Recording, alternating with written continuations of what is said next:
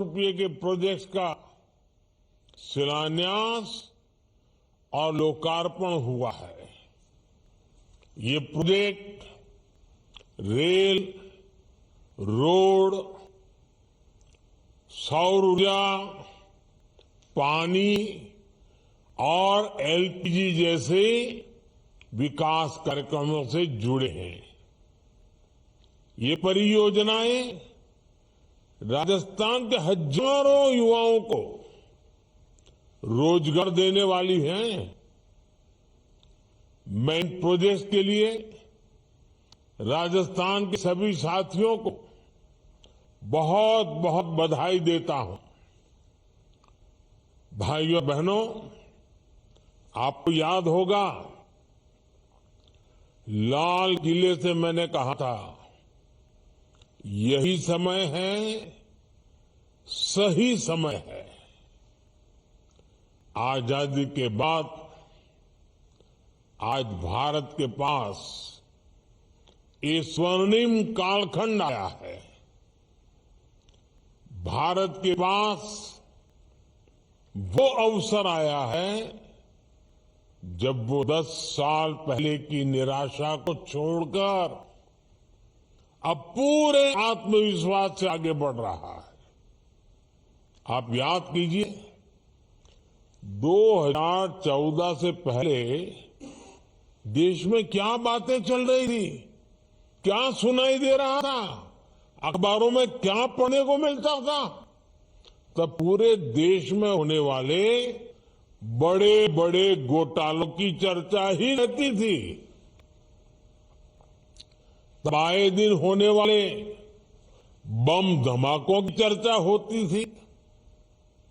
देश के लोग सोचते थे कि हमारा क्या होगा, देश का क्या होगा। जैसे तैसे जीवन निकल जाए, जैसे तैसे नौकरी बच जाए, कांग्रेस के राज में चारों तरफ तब यही माहौल था। और आज हम क्या बात कर रहे हैं, किस लक्ष्य की बात कर रहे हैं। आज हम विकसित भारत की, विकसित राजस्थान की बात कर रहे हैं। आज हम बड़े सपने देख रहे हैं, बड़े संकल्प ले रहे हैं और उन्हें पाने के लिए तन मन से जुटे हैं। जब मैं विकसित भारत की बात करता हूं तो ये केवल शब्द भर नहीं है, ये केवल भाव भर नहीं है, ये हर परिवार का जीवन समृद्ध बनाने का अभियान है। ये गरीबी को जड़ से मिटाने का अभियान है। ये युवाओं के लिए अच्छे रोजगार बनाने का अभियान है। ये देश में आधुनिक सुविधाएं बनाने का अभियान है। मैं कल रात में ही विदेश यात्रा से लौटा हूं। यूएई और कतर के बड़े बड़े नेताओं से मेरी मुलाकात हुई है। आज वे भी भारत में हो रही प्रगति को लेकर चकित है।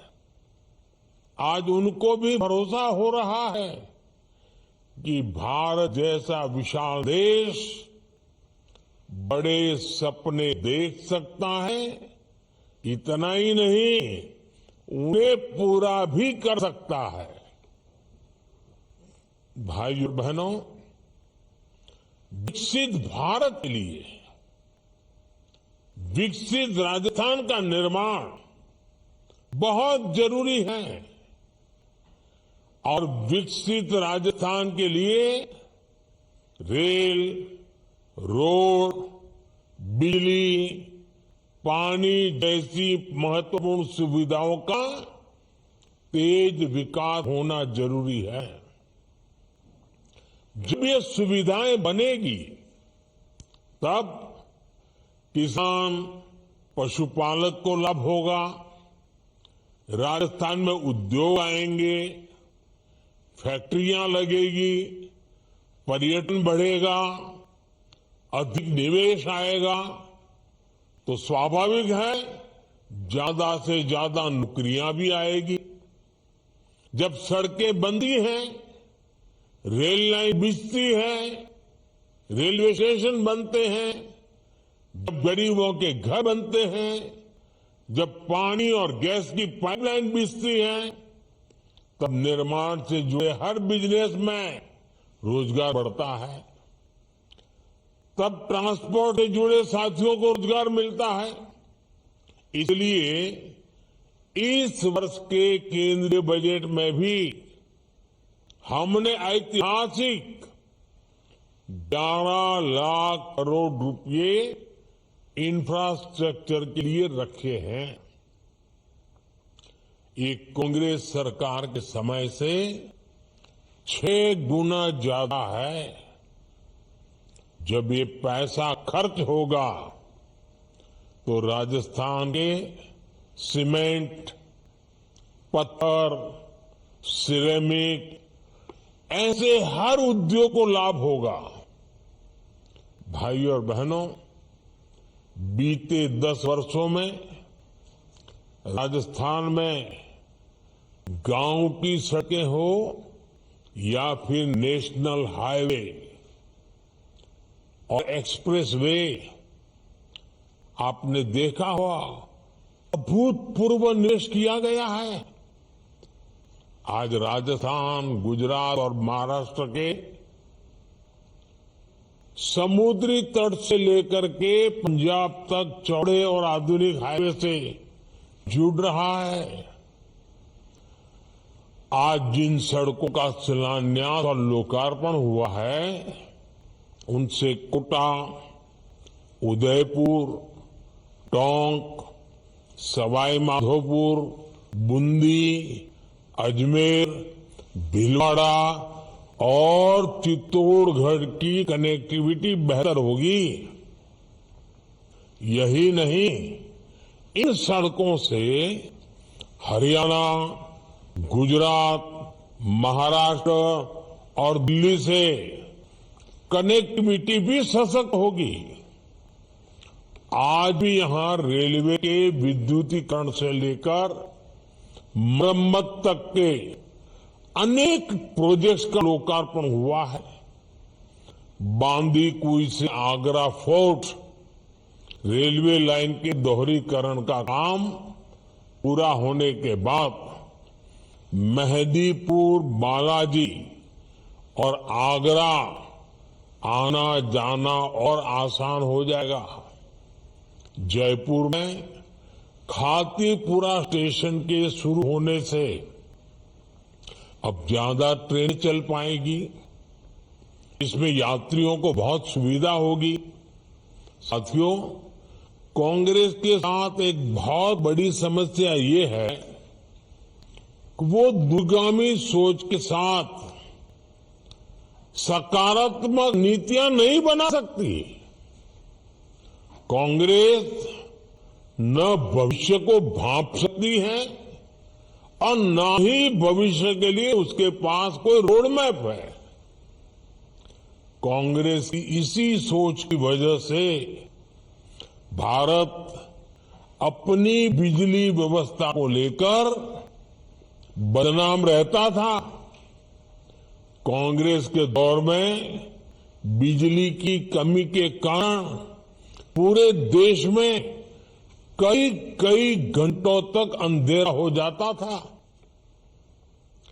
जब बिजली आती भी थी तो बहुत कम समय के लिए आती थी।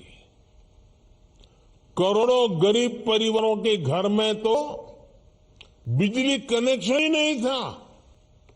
साथियों, बिजली के अभाव में कोई भी देश विकसित नहीं हो सकता और कांग्रेस जिस रफ्तार से इस चुनौती पर काम कर रही थी, उससे बिजली समस्या ठीक होने में कई दशक लग जाते हैं। हमने सरकार में आने के बाद देश को बिजली की चुनौतियों से निकालने पर ध्यान दिया। हमने नीतियां बनाई, निर्णय लिए।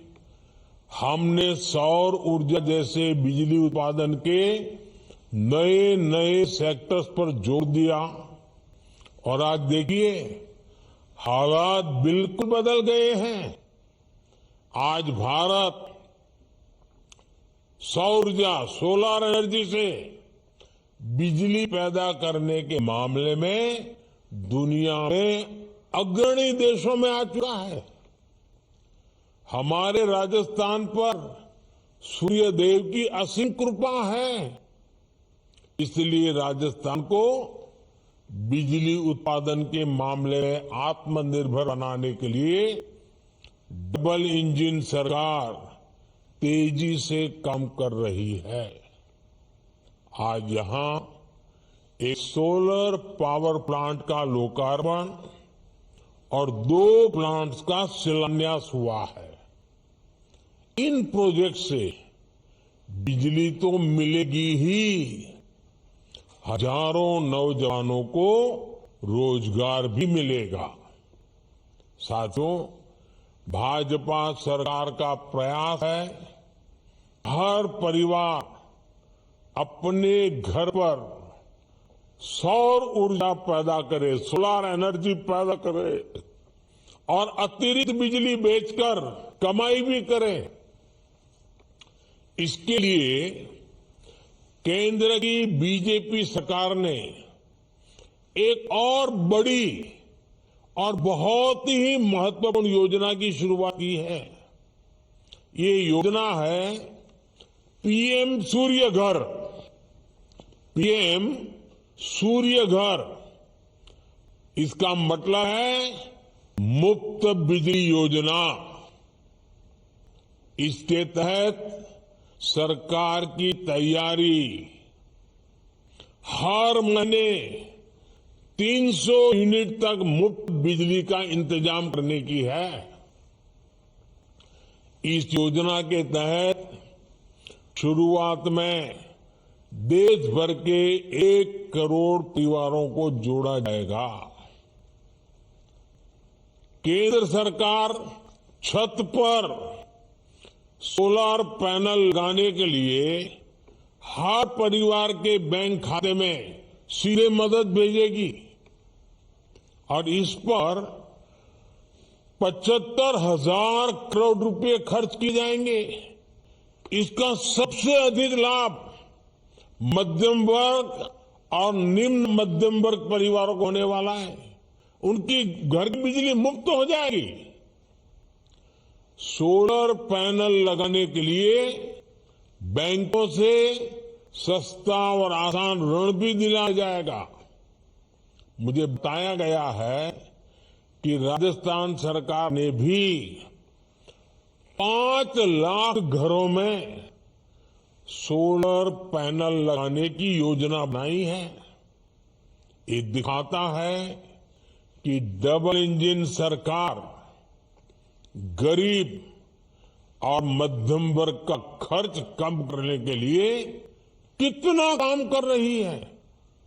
साथियों, विकसित भारत बनाने के लिए हम देश के 4 वर्गों को मजबूत बनाने में जुटे हैं। ये वर्ग हैं युवा, महिला, किसान और गरीब। हमारे लिए यही 4 सबसे बड़ी जातियां हैं। मुझे खुशी है कि वर्गों के सशक्तिकरण के लिए मोदी ने जो गारंटी दी थी उन्हें डबल इंजन सरकार पूरा कर रही है। अपने पहले बजट में ही राजस्थान की भाजपा सरकार ने युवाओं के लिए 70,000 भर्तियां निकाली हैं। आप पिछली सरकार के दौरान बार बार जो पेपर लीक होते थे ना, पेपर लीक से लगातार परेशान रहे हैं। इसकी जांच के लिए राजस्थान में भाजपा सरकार बनते ही जांच के लिए एसआईटी बना दी गई है। पेपर लीक करने वालों के खिलाफ केंद्र सरकार ने अभी पार्लियामेंट में कुछ ही दिन पहले ही एक कड़क कानून बनाया है, मजबूत कानून बनाया है।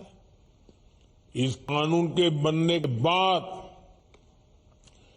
पेपर लीक माफिया गलत काम करने से पहले 100 बार सोचेगा।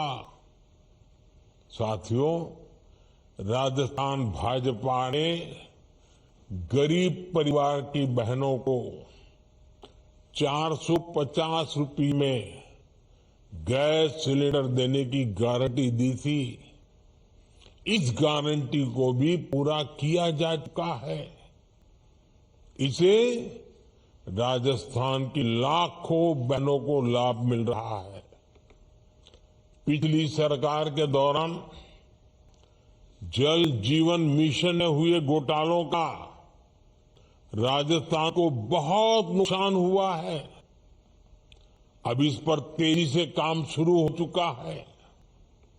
आज भी हर घर जल पहुंचाने के लिए अनेक परियोजनाएं राजस्थान को मिली है।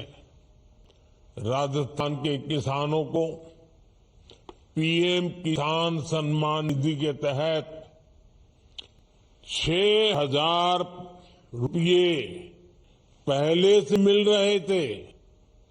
अब बीजेपी सरकार ने वहां इसमें 2,000 रुपये की बढ़ोतरी और कर दी है। हर क्षेत्र में हम एक एक करके अपने वायदे पूरे कर रहे हैं। हम अपनी गारंटियों के प्रति गंभीर हैं। इसलिए तो लोग कहते हैं मोदी की गारंटी यानी गारंटी पूरा होने की गारंटी। साथियों, मोदी की कोशिश है कि हर लाभार्थी तक तेजी से उसका हक पहुंचे, कोई भी वंचित न है। इसलिए ही हमने विकसित भारत संकल्प यात्रा भी शुरू की थी। राजस्थान के करोड़ों साथियों ने इस यात्रा में हिस्सा लिया है। इस दौरान करीब 3.25 करोड़ साथियों की मुफ्त स्वास्थ्य जांच हुई। सिर्फ एक महीने में ही राजस्थान में 1 करोड़ नए आयुष्मान कार्ड बने हैं। 15 लाख किसान लाभार्थियों ने किसान क्रेडिट कार्ड के लिए रजिस्ट्रेशन किया। पीएम किसान सम्मान निधि योजना के लिए भी लगभग 6.5 लाख किसान साथियों ने आवेदन किया है। अब इनके बैंक खातों में भी हजारों रुपये आने वाले हैं। इस यात्रा के दौरान करीब 8 लाख बहनों ने उज्ज्वला गैस कनेक्शन के लिए पंजीकरण भी किया है। इनमें से 2.25 लाख कनेक्शन जारी भी हो चुके हैं।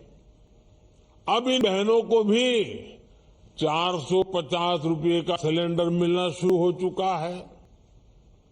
इतना ही नहीं, 2-2 लाख रुपये की जो बीमा योजनाएं हैं, उनसे भी राजस्थान के लगभग 16 लाख साथी जुड़े हैं।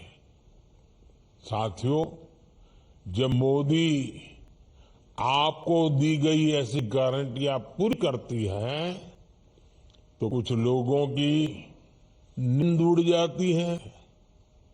आप कांग्रेस की स्थिति देख रहे हैं। आपने हाल में कांग्रेस को सबक सिखाया है, लेकिन ये मानते ही नहीं। आज भी इनका एक ही एजेंडा है, मोदी को गाली दो।